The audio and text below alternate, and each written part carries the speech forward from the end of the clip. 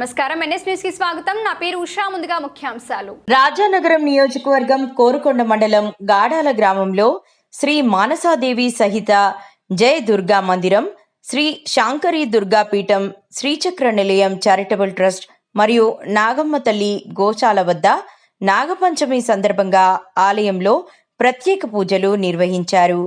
సాంప్రదాయమైన దుస్తులు ధరించి వచ్చిన ప్రతి భక్తులకు గర్భాలయంలోనికి వెళ్లి నవనాగదారునిగా కొలువైన శ్రీ మాతా మానసాదేవి అమ్మవారి మూలమూర్తికి భక్తులు స్వయహస్తాలతో అభిషేకం చేసుకొని అమ్మవారిని సేవించుకోగలరని అవకాశం ఆలయ ధర్మకర్త, ఆలయ కమిటీ ఏర్పాటు చేశారు.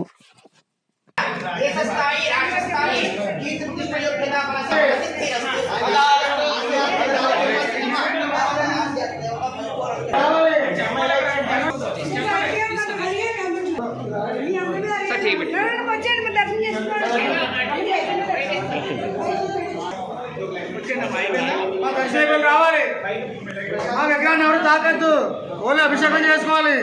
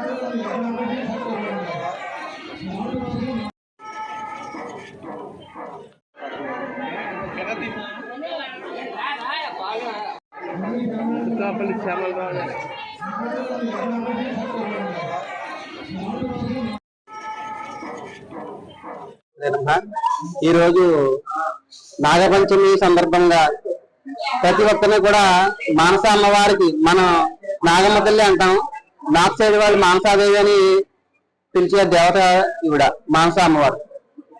ఈ రోజు ప్రత్యేకంగా భక్తులందరితో కూడా సంవత్సరంలో ఈ ఒక్కరోజు మాత్రమే ఈ అమ్మవారికి లోపలికి వెళ్లి అభిషేకం స్వహస్తాలతో చేసుకునే అధికారం అందరికీ కలిగించడం జరిగింది. ఇది ప్రధానంగా హరిద్వార్ లో వెలిసిన సిద్ధపీఠం ఈవిడ మానస అమ్మవారు. ఈవిని సేవించుకోవడం వల్ల రాహుకేతు దోషం, నవగ్రహ దోషాలు కూడా శాంతింపు జరిగి, సంతానం లేని వాళ్ళకి సంతానం, వివాహం ఆలస్యం అవుతున్న వాళ్ళకి వివాహం జరిగే అవకాశం ఉంటుంది. స్కిన్ ఎలర్జీలతో బాధపడే వాళ్ళకి, చర్మ సంబంధమైన రోగాలకు కూడా ఈవిడ అధిదేవత. ఈవిని ఆరాధించడం వల్ల ఆ రోగాలన్నీ కూడా తొలగి ఎంతో సుభిక్షంగా, ఆరోగ్యంగా, ఆనందంగా ఉండడానికి ఈవిడ ఆశీర్వచనం కావాల్సి ఉంటుంది. ఏ దేవత అనుగ్రహం కావాలన్నా మానస అమ్మవారిని ఆరాధన చేయాల్సి ఉంటుంది. ఎందుకంటే మానస అమ్మవారు నవనాగిని దారిణి. ఆవిడ నాగజాతులు 9 జాతులకు కూడా ఆవిడ మహారాణి. ఆ రాణి అధికారం లేకుండా ఏ సర్పం కూడా చరించదు.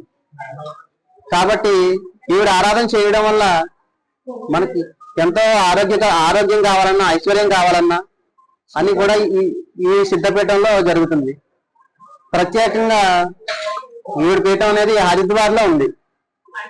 ఆవిడ రూపాన్ని మనం ఇక్కడ ప్రతిష్ఠించ జరిగింది. ప్రత్యేకమైన మానస అమ్మవారిని ప్రతిష్ఠించడం జరిగింది. సంవత్సరంలో ఈ ఒక్కరోజు మాత్రం, ప్రతి సంవత్సరం శ్రావణ మాస శుక్ల పంచమి రోజు నాడు ప్రతి భక్తులు లోపలికి వెళ్లి అమ్మవారి మూలవిరాటికి అభిషేకం చేసుకునే అధికారం కల్పించడం జరిగింది. ప్రతి ఒక్కరు వచ్చి సేవించుకోవాలి.